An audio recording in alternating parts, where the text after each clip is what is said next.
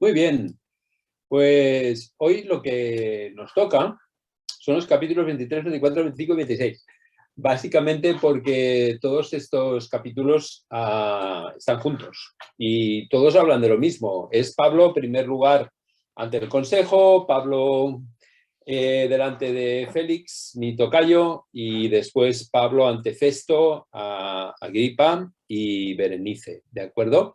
Entonces lo que vamos a hacer es mirarlos todos en un conjunto, porque luego ya viene cuando Pablo es enviado a Roma bueno, como él dice que quiere comparecer delante del emperador, y le dicen, bueno, pues al emperador has apelado, al emperador irás. Entonces vamos a ver los capítulos y la idea básicamente, este estudio sería puramente descriptivo, porque simplemente son hechos. Pero de este capítulo o de estos pasajes se deducen algunas cosas que son muy interesantes y que son las que creo que valdría la pena que pudiéramos mencionar. Si vamos al capítulo 23 del libro de los Hechos, que es el primero de los capítulos, vemos que, leo para vosotros versículos 1 y 2. Estamos aquí, cuando yo muevo el puntero vosotros lo veis, ¿verdad? ¿Sí? Entonces estamos en el capítulo 23 y estamos en Pablo ante el consejo. Y los versículos 1 y 2 dice, con la mirada fija en los miembros del consejo, dijo Pablo, hermanos, hasta el presente me he comportado siempre ante Dios con conciencia enteramente limpia. Bueno, una de las cosas interesantes que se deduce de aquí es el tema de la conciencia. Y es una de las cosas que podemos rescatar de este pasaje, porque Pablo dice que tiene una conciencia limpia. La palabra conciencia, si me estáis siguiendo en el mapa mental, significa literalmente conocer juntos. Es una palabra latina que significa conocer y juntamente. Entonces, la conciencia, etimológicamente, lo que significa es la capacidad de conocer juntamente. Es muy interesante porque dicen los especialistas de la escritura que la conciencia no existía en el mundo hebreo. No existía en el mundo hebreo. A ver si me sé explicar. No quiere decir que la gente no tuviera conciencia, pero este concepto de la conciencia como algo dentro de nosotros, ¿verdad?, que emite juicios, es típico del mundo grecorromano, porque para los judíos la palabra de Dios era la que determinaba lo que era correcto y lo que era incorrecto. Y como se fue desarrollando a través del Talmud y después a través de la Mishnah en el mundo hebreo, todo el mundo estaba, por decirlo de alguna manera, tan regulado, valga la expresión, que para todo el mundo era bastante fácil saber lo que era correcto y lo que era incorrecto. Esto en el mundo hebreo. ¿Me estoy sabiendo entender? Mientras que en el mundo romano la conciencia es como un juez interior que emite juicios, en el mundo judío no. En el mundo judío era la palabra de Dios la que determinaba lo que era correcto y lo que era incorrecto. ¿De acuerdo? Entonces, es interesante porque si os dais cuenta, Pablo, cuando está escribiendo a los romanos, precisamente lo que está diciendo, y este es un pasaje que hemos utilizado muy a menudo, cuando nos han preguntado, ¿y qué pasará con aquellos que no conocen a Dios, aquellos que nunca han escuchado a Dios, aquellos que nunca han tenido la posibilidad de tener una relación personal con Él? Pablo a los romanos dice que precisamente la ley natural será la que los juzgue, ¿no?, que es su propia conciencia la que les dirá si lo que están haciendo es correcto o lo que están haciendo no es correcto. De alguna manera, esto es lo que nosotros llamamos la ley natural. Una ley, por decirlo de alguna manera, interna a cada uno de nosotros que, como se estaba comentando, emite juicios acerca de lo que hacemos y acerca de lo que dejamos de hacer. La conciencia juzga no solamente nuestras conductas, ¿verdad?, sino que la conciencia también, además de nuestras conductas, lo que hace es juzgar nuestras motivaciones, nuestras actitudes, nuestros pensamientos y también nuestros valores. La conciencia, por decirlo de alguna manera, es como un juez que emite juicios sobre todas estas dimensiones de nuestra persona. ¿Me estoy sabiendo explicar con suficiente claridad? Entonces, la conciencia dicen que antes de llevar a cabo una acción, susurra. Cuando estamos llevando a cabo la acción, lo que hace es que simplemente calla. Y cuando hemos completado la acción, grita. ¿Me explico? Es decir, antes nos dice, hombre, pues esto toda vez no sería correcto, no sería incorrecto, pero bueno, nosotros nos montamos nuestra historia, hacemos lo que queremos hacer o dejamos de hacer lo que queremos dejar de hacer. Y sería interesante, Maite y Mingo, si podéis poner en silencio vuestro micrófono, lo que queremos hacer o lo que queremos dejar de hacer, y después la conciencia emite un juicio, y ese juicio habitualmente es un juicio inapelable. También lo que puedes hacer, Artur, es silenciarlos tú, que tienes el poder de hacerlo desde donde estás. Así no tenemos ruido de fondo. ¿Me he sabido explicar lo que sería la conciencia? ¿Alguna duda o pregunta al respecto de lo que es la conciencia y cómo funciona? ¿No? ¿Nada? Bien. Una cosa importante es que no debemos de confundir la conciencia con el Espíritu Santo. No es lo mismo. La conciencia la tienen todas las personas. El Espíritu Santo solamente lo tienen los hijos de Dios. Es bien cierto que el Espíritu Santo puede hablar a nuestra conciencia y puede utilizar nuestra conciencia para ayudarnos. Puede utilizar nuestra conciencia para ayudarnos a entender si estamos obrando adecuadamente o inadecuadamente. Pero no debemos de confundir la voz de la conciencia con la voz del Espíritu Santo. Dejadme que trate de explicarme. Si yo he crecido en un entorno donde me han dicho que comer patatas fritas es pecado, cada vez que yo coma patatas fritas, ¿qué me pasará?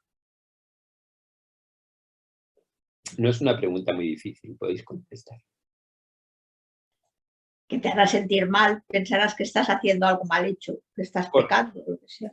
Correcto, es decir, a mí me han educado con una cultura que indica que cada vez que yo coma patatas estoy pecando contra Dios. Los que ya tenéis un poco de currículum, pensemos, ir al cine es pecado, bailar es pecado, ir a la discoteca es pecado. En otras culturas, beber vino es pecado, etcétera, etcétera, etcétera. Entonces, cada vez que tú estás quebrantando tu conciencia te hace sentir culpable. Pero eso no quiere decir que lo que tú estás haciendo esté mal. Simplemente que tu conciencia ha sido educada y tu conciencia ha sido alimentada de tal manera que emite juicios sobre aquello que ha recibido. De la misma manera, el que una persona no se sienta culpable cuando peca, tampoco quiere decir que no sea pecado lo que está haciendo. Me estoy explicando con suficiente claridad. Es decir, la conciencia como guía a la hora de tomar decisiones morales es solamente útil o es solamente fiable al 100% cuando está iluminada por el Espíritu Santo. De lo contrario, no es fiable. Vuelvo a insistir, que yo me sienta culpable no quiere decir que lo sea. Y que yo no me sienta culpable no quiere decir que no sea culpable. ¿De acuerdo? La conciencia solamente es infalible, entre comillas, en la medida en que está iluminada por el Espíritu Santo y por la palabra de Dios. ¿Tiene sentido lo que estoy tratando de compartir? Recordad que estamos aquí, Pablo ante el Consejo, la conciencia, y lo que estamos hablando es de qué es la conciencia, qué es lo que hace la conciencia y cómo funciona la conciencia. Por decirlo, ya te he visto, Pepe, espera un momento que acabo mi idea y luego te doy paso. Por decirlo de alguna manera, la conciencia es como un software, ¿no? Como un programa. Cuando tú en tu ordenador metes determinados programas o determinadas aplicaciones, las puedes utilizar. Nuestra conciencia funciona y emite juicios en base a la información que previamente hemos cargado en nuestra mente. Y esta información tiene fuentes muy variadas. Esta información puede venir de la cultura en la que nosotros estamos, puede venir de nuestra educación, puede venir de nuestros padres, puede venir de la iglesia y evidentemente de la palabra de Dios, que es la fuente principal y fundamental. En base a todo esto que ha estado cargado en nuestra mente, La conciencia emitirá juicios cuando hagamos cosas o cuando dejemos de hacer cosas. ¿Tiene sentido lo que estoy tratando de decir? Es decir, la conciencia solo puede emitir juicios con la información que previamente se le ha cargado. Por eso es tan importante, entre otras cosas, la memorización de la palabra de Dios y el conocimiento de la palabra de Dios. Por eso dice el salmista, en mi corazón he guardado tus dichos para no pecar contra ti. Por eso todos nosotros hemos tenido en alguna ocasión la experiencia de cómo Dios ha relacionado pasajes de la Escritura con cosas que queríamos hacer o que queríamos dejar de hacer. Si no hubiera habido este conocimiento previo de la Escritura, el Espíritu Santo no lo hubiera podido relacionar con esas situaciones ante las que nos estamos encontrando. ¿Hasta aquí tiene sentido qué es la conciencia y cómo funciona? Es decir, todo el mundo tiene conciencia. La conciencia emite juicios sobre acciones, sobre pensamientos, sobre motivaciones y sobre valores. La conciencia solo puede emitir juicios con la información que previamente le hemos cargado. Y esa información puede venir de mi cultura, de mi familia, de mi denominación, de mi iglesia. Y la conciencia solamente es infalible, por decirlo de alguna manera, cuando está iluminada por el Espíritu Santo y su palabra. Dicho esto, adelante, Pepe, ¿qué querías comentar?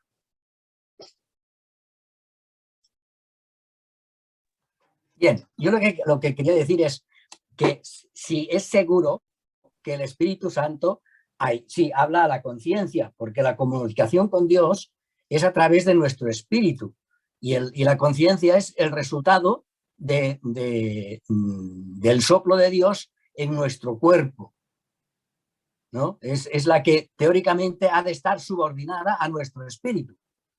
Bien, ¿la conciencia? Sí. Claro, es justo lo que acabo de decir, que la conciencia, si no está iluminada por el Espíritu Santo, no es fiable. Es justo lo que acababa de decir. Claro, pero a ver, yo he entendido que es el Espíritu Santo que se relaciona directamente con la conciencia. Yo creo que no. Bueno, esto ya, a estos extremos yo no llego. No, digo que tú piensas que sí, que el Espíritu Santo se relaciona con la conciencia. Yo no lo tengo claro. Yo simplemente pregunto o comento. Tampoco pregunto. Pepe, yo con toda honestidad creo que esto es indiferente.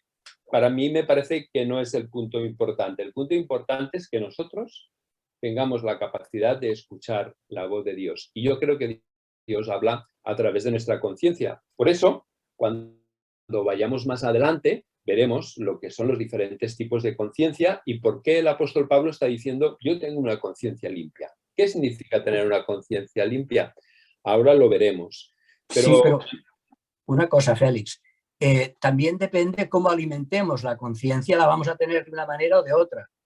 Pepe, tengo la sensación, disculpa que no me estás escuchando cuando hablo, porque justamente acabo de decir que si no alimentamos nuestra vida con la palabra de Dios, la conciencia, los juicios que esté emitiendo, no serán juicios válidos porque no están basados en la Escritura.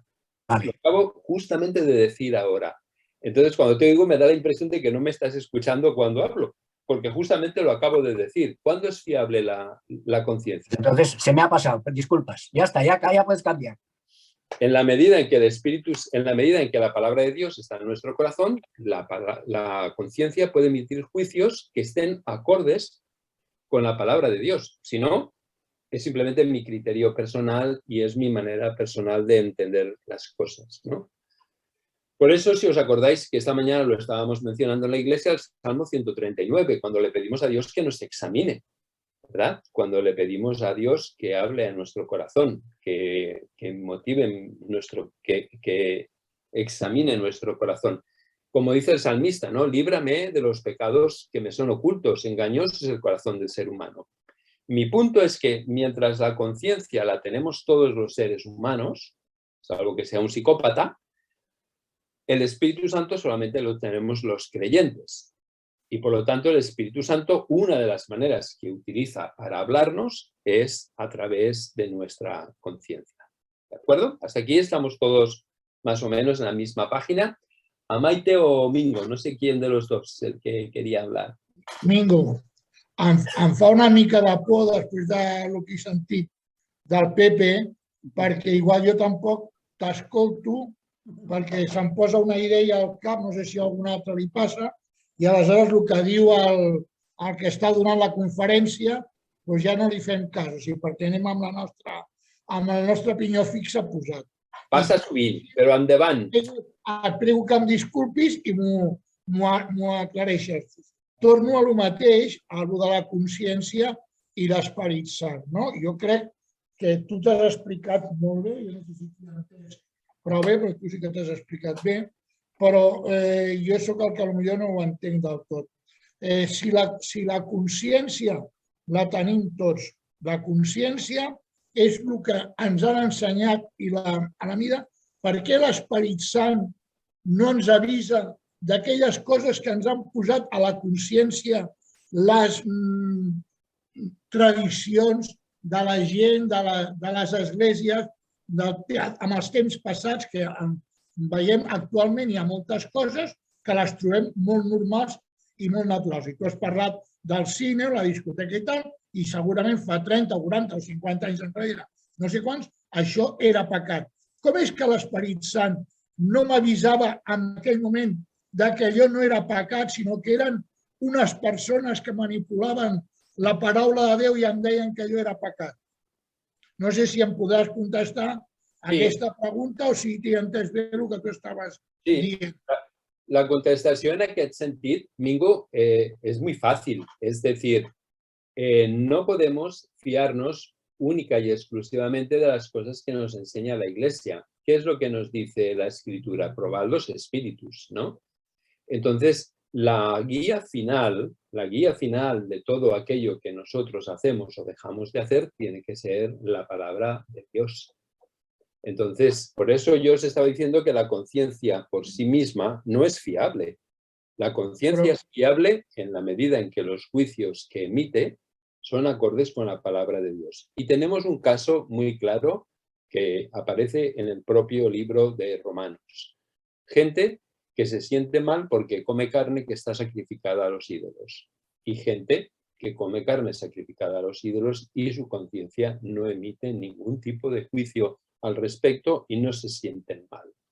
¿Por qué? Porque como dice Pablo, y si seguís si seguís mi puntero en la pantalla, tienen una conciencia débil, una conciencia que no está bien alimentada por la palabra de Dios, que está alimentada por la cultura, que está alimentada por la tradición, que está alimentada por la educación. Por esto es tan importante el poder contrastar siempre lo que creemos o lo que creemos con la palabra de Dios, porque del mismo modo yo puedo haber crecido en un entorno donde me han dicho que una determinada cosa no es pecado y lo es. Por esto yo quería poner de manifiesto que la conciencia no es fiable si no está iluminada por la palabra de Dios. ¿Me hago entender? Porque podemos sentirnos culpables por cosas que no lo son y nos podemos sentir libres de cosas que realmente son pecado. Por esto la importancia de ir a la palabra de Dios. ¿Dónde dice en la Escritura que no se puede ir al cine? ¿Dónde dice en la Escritura que no se puede bailar? ¿Dónde dice en la Escritura, por ejemplo, en algunas iglesias, que no se puede tocar música en las iglesias? Esto es simplemente cultura y tradición, que nosotros lo elevamos a la misma categoría que la palabra del Señor. Pero como la procesión es larga y el cirio es corto, como dice el refrán, hemos de continuar adelante.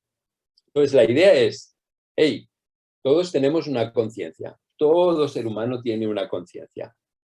Esta conciencia se alimenta de diversas fuentes. La cultura, la tradición, la familia, los estudios, la sociedad en la que nosotros vivimos. En base a esta información previa que ha recibido mi conciencia emitirá juicios, culpable o inocente. Y cuando la conciencia emite un juicio es inapelable. Es totalmente inapelable. Entonces, si continuamos adelante, vamos a ver que en la Escritura se nos habla de diferentes tipos de conciencia. Una es la conciencia débil. que la encontramos en 1 Corintios, capítulo 8, versículos del 7 al 9. Tal vez alguno de vosotros, si quiere, puede leer 1 Corintios, capítulo 8, versículos del 7 al 9. ¿Alguien que Ara tenga bé, a mano? no tothom té el coneixement.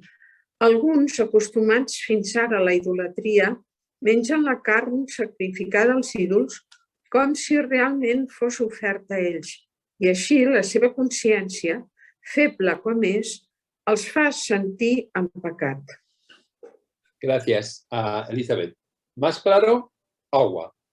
Está diciendo una conciencia débil, una conciencia que no está bien formada, una conciencia que no se está fundamentando en lo que la palabra del Señor enseña, sino en prejuicios morales, personales, hace que cuando la persona está comiendo se sienta culpable.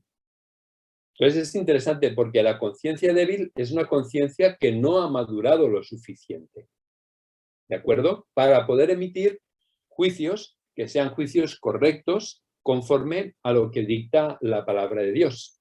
Esto es lo que muchas veces los que lleváis mucho tiempo en las iglesias habéis oído hablar del hermano débil, que al final el hermano débil es el que manda, ¿verdad? Porque no vamos a hacer esto para no ofender al hermano débil, no vamos a hacer lo otro para no ofender al hermano débil, y al final el hermano débil es el hermano más fuerte de todos, ¿no? Entonces, por ejemplo, cuando yo voy a América Latina, en muchos lugares, yo sé que la gente no bebe vino y que lo consideran como algo muy delicado y como algo que un cristiano no debe de hacer. Pues yo no bebo porque no quiero ofenderlos. Pero cuando vienes a mi terreno cultural, por decirlo de alguna manera, pues yo bebo porque utilizo mi libertad en Cristo. Pero esto es lo que sería la conciencia débil. Pablo en sus cartas habla también de la conciencia cauterizada. Algunas versiones dicen empedernida. ¿Queréis alguien leer 1 Timoteo capítulo 4 versículos 1 y 2?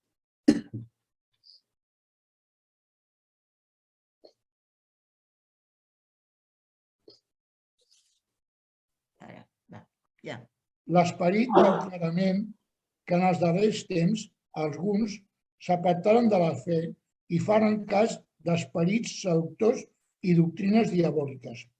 Aquests actuaren amb la hipocresia dels mentiders, amb la pròpia consciència marcada amb ferro roent.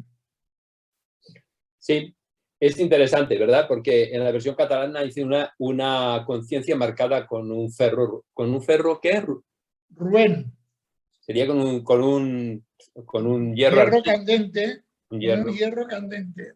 Un hierro candente. Fijaos que en la antigüedad esta era una de las maneras en que se cicatrizaban las heridas. Cuando una persona había tenido una herida y no habían los medios tanto quirúrgicos como los medios sanitarios que hay en estos momentos, ¿qué es lo que hacían? Pues lo que hacían era que aplicaban un hierro ardiente y eso cauterizaba la herida. ¿Cuál era el problema que tenía eso?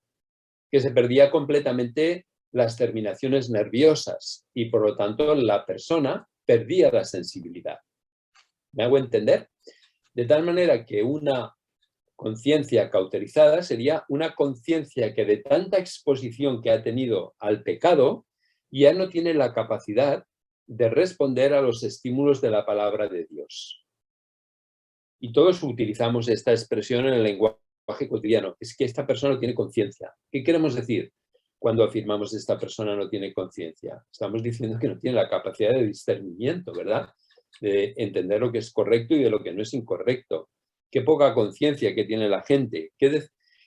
Utilizamos estas expresiones para afirmar cuando una persona realmente ya ha perdido toda capacidad.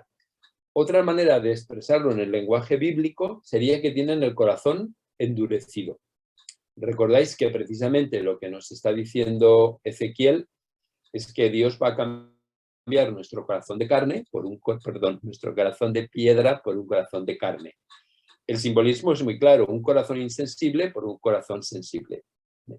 Había una mano por ahí levantada, me ha parecido, no sé, es que no veo todas las personas. Jaume y Victoria, ¿habíais levantado la mano? ¿Ha sido un error? Bueno. Pablo continúa hablando y si queréis leer en Tito, capítulo 1, versículos 15 y 16, ¿Alguien que quiera leerlo? Por favor, Tito, capítulo 1, versículos 15 y 16. Todo es limpio para los que viven limpiamente. Todo es sucio, en cambio, para los manchados y los incrédulos, pues tienen manchada su mente y su conciencia. Dicen que conocen a Dios, pero sus obras lo desmienten, ya que son odiosos, obstinados e incapaces de hacer algo bueno. Gracias, Elena.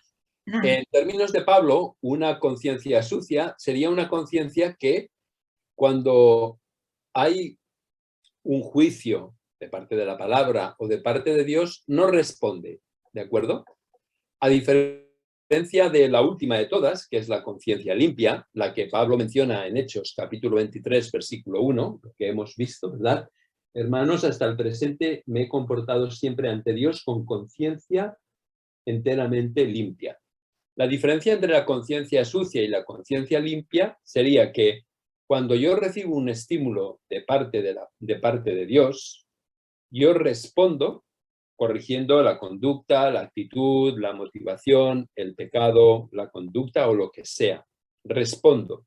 No quiere decir que no haya pecado en mi vida, porque como dice Juan, si decimos que no hemos pecado, mentimos y hacemos a Dios mentiroso. Pero si confesamos nuestros pecados, Dios es fiel y justo para perdonarnos y limpiarnos de toda maldad. La diferencia entre la conciencia sucia y la conciencia limpia sería, pues, que la conciencia limpia responde a los estímulos de Dios, mientras que la conciencia sucia no responde a estos estímulos. Y estos son los 4 tipos de conciencia de los que Pablo habla en el Nuevo Testamento. Entonces, fijaos que estamos en el capítulo 23, si seguís mi puntero, de aquí hemos saltado a Pablo ante el consejo, y cuando Pablo habla ante el consejo, está hablando de la conciencia. Hemos visto el origen de conciencia, conocer juntos, la diferencia entre el mundo grecorromano y el mundo judío, y los tipos de conciencia. ¿Dudas, preguntas o inquietudes respecto a esta primera parte, antes de movernos hacia adelante?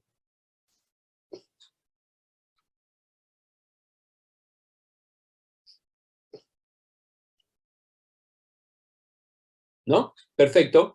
Fijaos que el gran peligro es que si nosotros no respondemos a los estímulos de la palabra de Dios, nuestra conciencia se vuelve sucia. Y si seguimos sin responder, llega un momento en que nuestra conciencia se puede volver una conciencia cauterizada. ¿Tiene sentido esta progresión de degradación, por decirlo de alguna manera? A todos nos ha pasado que determinadas cosas que en un principio considerábamos que eran pecado, de tanto aceptarlas o de tanto estar expuestos a ella, corremos el peligro de que se vuelvan normal y que tengamos una gran capacidad de poderlas aceptar en nuestra vida personal. Entonces, esto sería un poco lo que tiene que ver con el hecho de la conciencia. Bien, si vais a los versículos 4 y 5, hay otra cosa interesante. Si alguien puede leer del 2 al 5, por favor, de Hechos 23.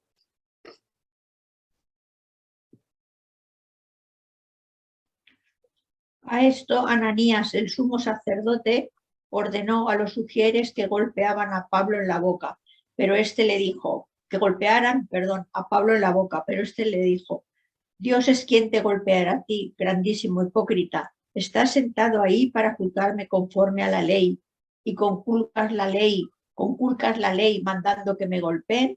¿Hasta ahí? ¿O sigo? No, hasta el 5 incluido, por favor, vale. Elena. Sí. ¿Te atreves a insultar al sumo sacerdote de Dios? Preguntaron los asistentes. Hermanos, respondió Pablo, ignoraba que fuera el sumo sacerdote. Efectivamente, la Escritura ordena, no maldecirás al jefe de tu pueblo. Bueno, interesante porque aquí el otro concepto que se desprende de este capítulo, después de que hemos visto el concepto de la conciencia, es el concepto de la autoridad. Y en Romanos, vosotros conocéis muy bien el pasaje. Pablo dice, sométase toda persona a las autoridades superiores, porque no hay autoridad que no sea impuesta o que no sea establecida por Dios. Jaume, vols dir alguna cosa? Aixeques la mà. No, és que estem amb un aparell diferent de l'habitual i fa coses estranyes, o sigui que... No, perdoneu. Era simplemente para saberlo. Entonces, aquí Pablo plantea un tema muy importante, ¿no? El tema de la autoridad.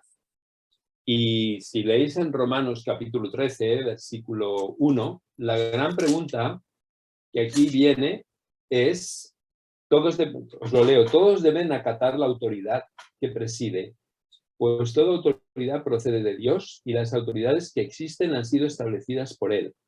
Por tanto, los que se oponen a la autoridad se rebelan contra lo que Dios ha dispuesto y recibirán su merecido. Los gobernantes, en efecto, no están para intimidar a los buenos, sino a los malos. ¿Aspiras a no tener miedo a la autoridad? Pues pórtate bien y solo elogio recibirás de ella, ya que están al servicio de Dios para hacer el bien.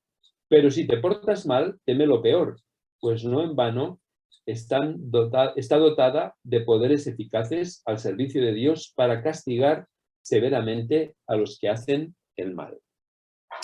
Entonces aquí el gran problema que se nos plantea es ¿qué hacemos con las autoridades? Hemos de obedecer a las autoridades, aunque las autoridades sean injustas. Hemos de obedecer a un Hitler, a un Stalin, a un Mao o a cualquier otro dictador o a cualquier otra persona que actúa de manera incorrecta. ¿Qué pensáis al respecto? Porque este es un tema muy importante que se desprende de de Hechos capítulo 23. ¿Qué pensáis?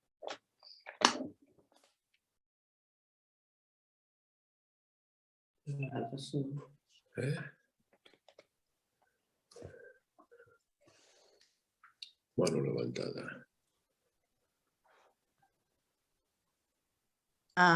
Jo penso que és un tema una mica didàctic perquè el que ens ha de caracteritzar els creients és la mansetud, no? El ser mansos. I una forma és acatant l'autoritat.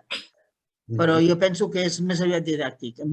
Això de que està posada per Déu, o sigui, tot està fet per... La creació és la creació de Déu. Però que Déu posi tota autoritat, a tots dirigents, no sé fins a quin punt això va així, no? Perquè llavors poder entraríem en el tema de determinisme o no determinisme, o de la pròpia llibertat i la llibertat dels altres, no? I tot això, però penso que és un tema didàctic que no sé fins on és real que Déu posi els dirigents. Gracias, Maite. Seguimos por el orden que yo tengo aquí con el iPad de Juan. No sé si és Bueno, jo penso que l'autoritat és una autoritat i nosaltres penso que tenim de sentir-nos moralment lliures de no obeir-les en el moment que l'autoritat es desvia del missatge de Jesús o de la paraula de Déu. L'autoritat va en contra del que ens diu la paraula, acceptar aquesta autoritat. És una opinió. Gràcies, Joan. Pepe. Jo estic d'acord amb el que ha dit el Joan. Sí, perfectament. I només afegir-li una petita cosa. I és que també hem de actuar sempre amb les coses injustes. I sobretot també ser molt misericordiosos amb les necessitats que es creen en aquests moments de guerra. Res més. Gràcies, Pepe. Artur ha tocado algo y ha caído de partido. ¿Estás todavía? Bueno, parece ser que ha desaparecido y había levantado la mano previamente. Bueno, es un tema... Artur, ¿tú querías decir algo? Que has levantado la mano. Sí. Bueno, tenim un exemple a començament de fet, si no m'equivoco, quan els hi manen a Pere i Joan de que no parlin més de Jesús i ells diuen que primer és obeir a Déu abans que als homes. Aleshores, suposo que, ja ho hem dit més d'una persona, que quan les autoritats, el que són les ordres que ens donen, estiguin en contradicció amb el que aprenem a la paraula, doncs aleshores no s'han d'obeir, però si no, sí.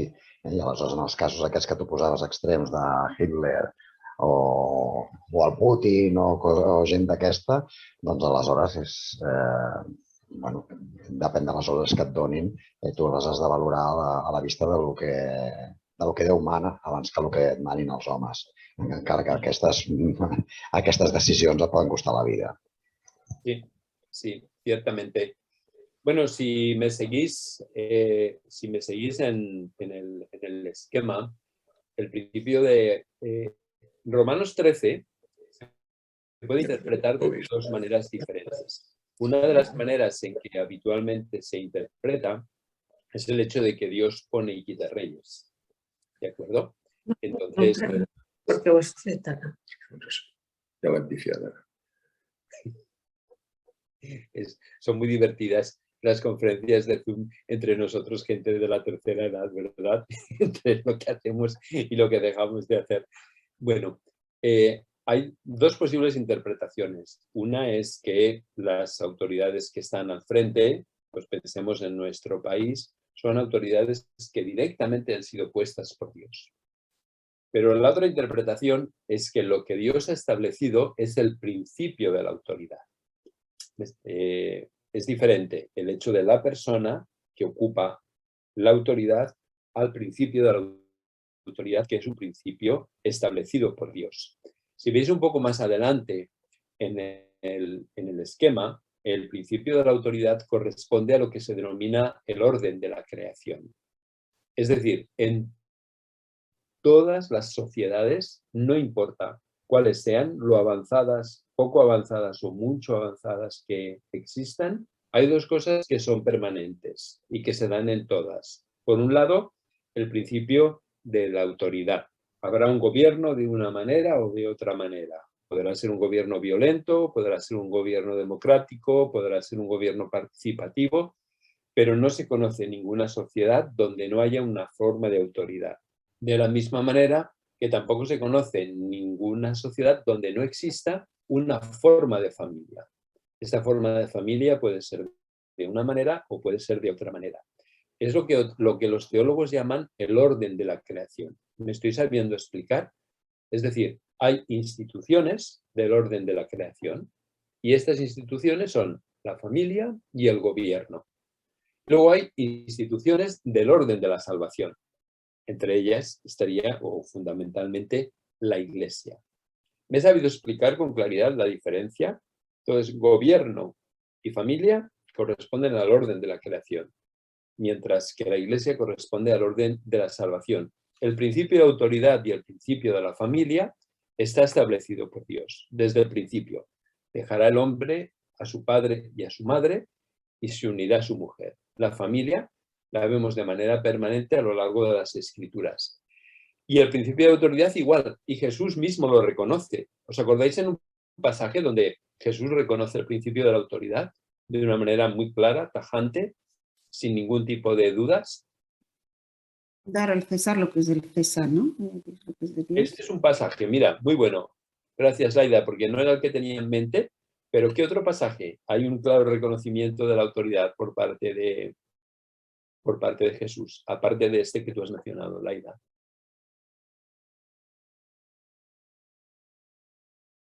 ¡Chan, chan! Va, os doy pista. Está en el Evangelio de Juan.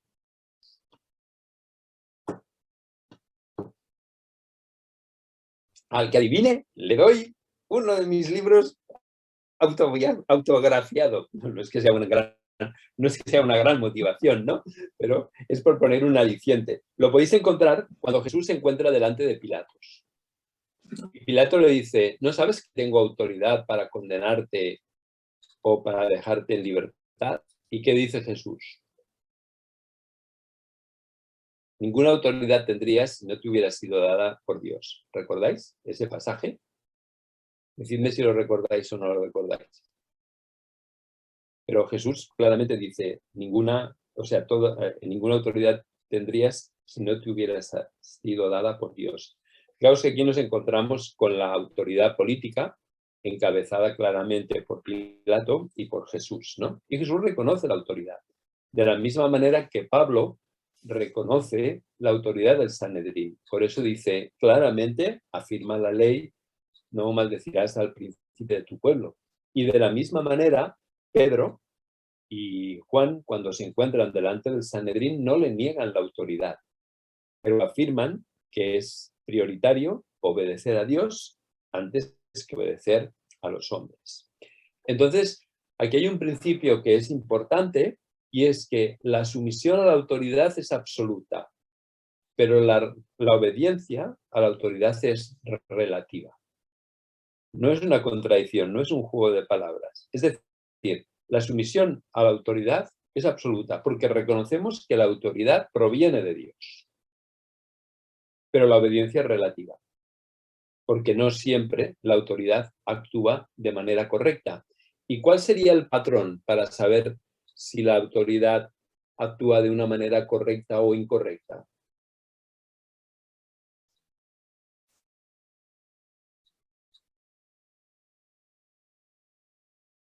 Lo acabamos de leer en Romanos, a ver si alguien se acuerda. Si no contradice lo que dice el Señor, ¿no? Lo que está, si es fiel a lo que ha establecido el Señor, aunque no sean creyentes o lo que sea, pero que no contradiga lo establecido por Dios. Correcto, es lo que antes me parece que ha sido Pepe mencionado cuando estaban ante el Sanedrín, dicen nos es imprescindible o es prioritario obedecer a Dios antes que a los hombres, ¿verdad? Pero fijaos que en Romanos capítulo 13 dice los gobernantes en efecto no están para intimidar a los buenos, sino a los malos. ¿Aspiras a no tener miedo de la autoridad? Pues pórtate bien y solo elogios recibirás de ella, ya que están al servicio de Dios para hacer el bien. Es decir, este es un criterio importante. ¿Está promoviendo el bien común la autoridad?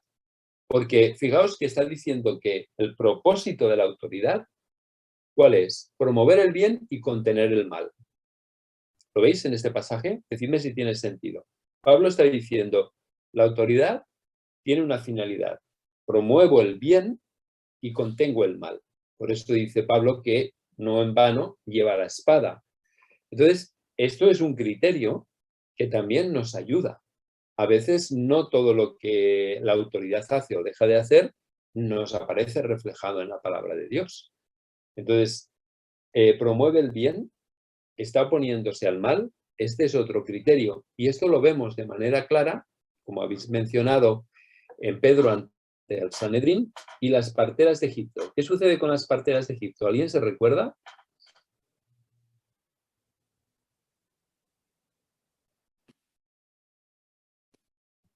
Sí, que tenían que mataban a matar. los varones. Mintieron. Sí, mintieron. ¿Y qué nos dice la Escritura que Dios hizo? Les bendijo a pesar de haber mentido. Sí, es interesante este pasaje, tal cual. Bueno, como Adelaida es comadrona, entonces este pasaje lo tiene muy cercano, ¿verdad? Pero es muy interesante, porque aquí vemos dos cosas. Una, que las parteras desobedecen la orden real. Pasan olímpicamente de lo que dice el faraón. Y la segunda es que mienten como bellacas. Y a pesar de todo, Dios las bendice. Entonces no vamos a entrar en una discusión que estoy seguro de que os encantaría acerca de si mentir o no mentir es correcto, cuándo no es correcto, pero es interesante, lo que yo quiero hablar aquí es del principio, ¿no? Cómo las parteras pasan olímpicamente de la autoridad y mienten, ¿no? Entonces es lo típico, debemos de mentir si la policía llega a casa, tenemos un judío escondido en la casa, ¿hay algún judío aquí? Entonces entraríamos en esta dinámica. Pero lo que para mí es importante es este principio, ¿no? La sumisión es absoluta, reconocemos que la autoridad proviene de Dios, pero la obediencia es relativa. Obedecemos en la medida en que estas autoridades están alineadas con la voluntad de Dios. No obedecemos, no desobedecemos si no nos gusta la política que hacen o si estamos en contra de la política que hacen. Para esto, afortunadamente, cada 4 años podemos votar. Pero desobedecemos si consideramos que esto está en contra de la voluntad de Dios. Pongamos un ejemplo, Martin Luther King, ¿qué hizo? Martin Luther King Jr., ¿qué hizo? Defensar els drets dels negres americans. Sí, de una manera no violenta, pero se puso clara y tajantemente a leyes que consideraba que eran injustas, ¿verdad? Y tenemos el mismo ejemplo con Desmond Tutu, el arzobispo anglicano en Sudáfrica, cómo se opuso de una manera clara a la segregación en lo que era el contexto del apartheid en Sudáfrica, ¿sí? Entonces, si volvemos al capítulo 23, para mí el capítulo 23 tiene 3 grandes partes. Pablo ante el consejo, el complot para matar a Pablo, recordáis que hay una conjura para decir vamos a matar a Pablo y no comeremos ni beberemos hasta que no lo hayamos asesinado, y como consecuencia el traslado de Pablo a Cesarea. De todo el discurso que Pablo hace ante el Sanedrín o ante el Consejo, yo rescato 2 temas que me parecen importantes. La conciencia, con todas sus derivaciones, que es la conciencia, cómo funciona la conciencia y tipos de conciencia, y por otro lado la autoridad, el principio de autoridad establecido por Dios, algo que corresponde al orden de la creación, el propósito de la justicia, favorecer el bien y arrinconar o acorralar el mal, y finalmente, aunque reconocemos el principio de autoridad como proveniente de Dios, es decir, nos sometemos en el sentido que lo aceptamos y lo reconocemos, la obediencia es relativa. La autoridad no merece totalmente nuestra obediencia. Recordad que entre otras personas que han sido mártires por oponerse a la autoridad, tenemos muy cercanos a nosotros a Dietrich Bonhoeffer, ¿no? Que además participó en lo que fue un atentado para acabar con la vida de Hitler. El capítulo 24, yo realmente lo único que he encontrado interesante en el capítulo 24 es que aparece un tal Félix, ¿no? Y la verdad, pues siempre me hace ilusión encontrarte a un tocayo por las escrituras, aunque desgraciadamente no es que sea uno de los personajes bíblicos a imitar.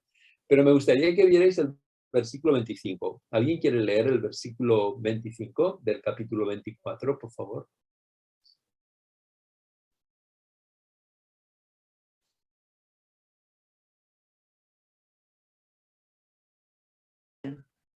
Però quan Pau s'expressava sobre la integritat de vida, el domini dels instints i el judici futur, Fèlix es va espantar i li digué: de moment, vés-te'n. Quan trobi una altra ocasió, ya te faré cridar. Bueno, es interesante. Nos dice de Félix que lo mantenía en prisión porque quería ver si lo podía sobornar para que lo dejara en libertad. Pero lo escuchaba con agrado y lo que me llama la atención es que son 3 cosas las que hacen que reaccione. La rectitud de conducta, el dominio propio y el juicio venidero, ¿no? ¿Qué os hace pensar esto? ¿Por qué esto genera respuesta en Félix?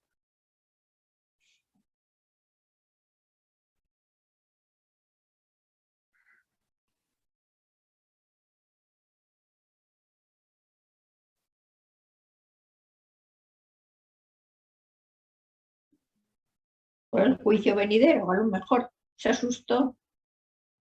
Es una posibilidad.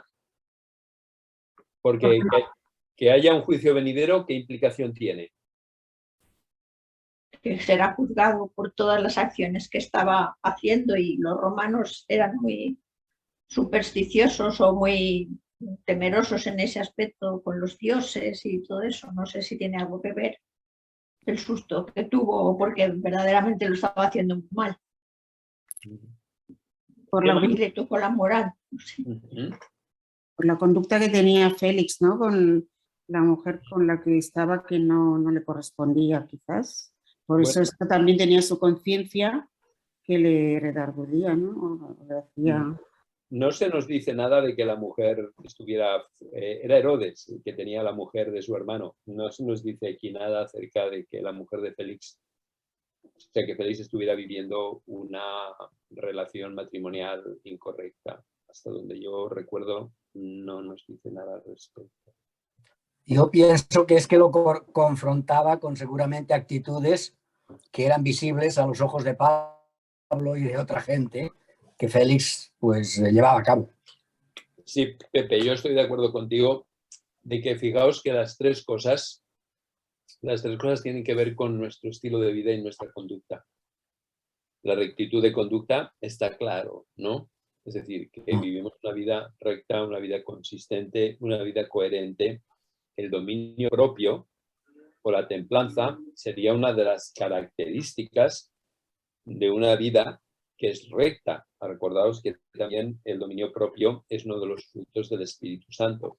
Y finalmente, Pablo está hablando de que habrá un juicio venidero y que todos vamos a tener que pasar por este juicio, y en este juicio se va a tomar nota de cómo hemos vivido, cómo hemos actuado y cómo hemos obrado. De alguna manera, como decías tú, Pepe, lo que hace Pablo es confrontar a Félix con lo que es su conducta y con lo que es su estilo de vida, ¿no? Entonces, esto sería lo más significativo, al menos desde mi punto de vista, de lo que sería el capítulo 24, y luego está en el capítulo 25 y 26. En el capítulo 25 y 26 hay la apelación al emperador. Se cambia al gobernador romano, Félix es sustituido por Festo, y se nos dice que Festo, por querer congraciarse con los judíos, pues dejó encarcelado a Pablo. Y es cuando Pablo hace la apelación al emperador, y Festo dice: al emperador has apelado, al emperador irás. Pero antes de que viaje a Roma, hay la comparecencia ante Agripa y Berenice, su mujer. Y en este episodio, Pablo relata nuevamente su conversión. Recordad que en el libro de los Hechos hay dos ocasiones en que Pablo relata su conversión. Una es cuando es detenido en el templo y es acusado de que ha estado introduciendo... ¡Ay, perdón! Ay, disculpad. Ha estado introduciendo... ¿Cómo estás? De momento negativo, pero cuidado que el virus va... Cruzo los dedos. Entonces, Pablo relata su conversión en dos ocasiones. Una, como os decía antes, cuando es detenido en el templo, y ahora delante de Festo, Agripa y Berenice. Para mí lo que es interesante de esta conversión y de este diálogo que hay entre Festo, Berenice y Agripa es lo que nos dice el capítulo 26, versículo 20. ¿Alguien puede leerlo, por favor?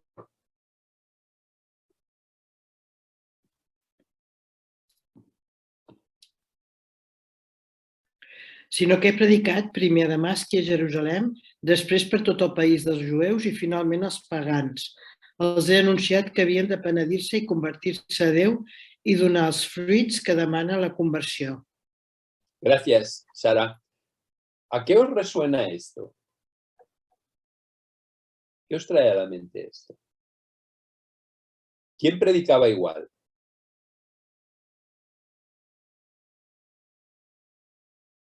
Tic-tac, tic-tac, tic-tac.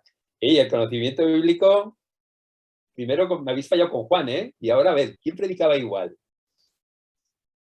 M'arriscaré, Joan el Baptista. Sí, va ser Joan el Baptista. Buena riestra. Bingo.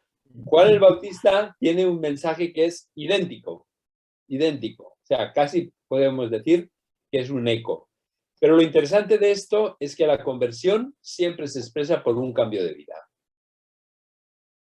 Es igual, ahora no me malinterpretéis, es igual lo que creas. Si esto no se refleja en un cambio de vida, olvídate. Santiago, el hermano de Jesús, diría, obras son amores y no buenas razones. Dices, ¿crees? Muéstramelo por medio de tus obras. Confírmamelo por medio de tus obras, ¿no? Entonces, fijaos que tanto el capítulo 26, esta conversación que Pablo tiene con Agripa y como le dice que su mensaje ha sido un mensaje de conversión y que esta conversión muestre frutos de que ha habido un auténtico arrepentimiento, de la misma manera, Félix se ve confrontado cuando se está hablando de la conducta y del estilo de vida.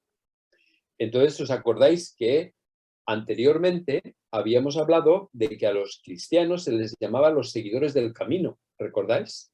Y en la Biblia, camino es un estilo de vida. Entonces, nuevamente, fijaos que estamos en los albores del cristianismo, donde ni existían las cartas de Pablo, ni existían las cartas de Pedro, o si existían, estaban simplemente en manos de aquellas pequeñas comunidades que lo habían recibido, y que sepamos, en estos momentos solamente el Evangelio de Marcos estaba girando. En aquella época, creer en Jesús era ante todo un estilo de vida. Y Juan, en su primera carta, dice, si alguno dice que conoce a Dios, debe de andar como el antiguo. Y para mí este sería el cierre. ¿Cómo viviría Jesús si fuera yo? ¿Tiene sentido lo que trato de decir? ¿Cómo viviría si fuera una jubilada como Laida? ¿Cómo viviría Jesús, o como Esther, o como Pepe, o como Artur?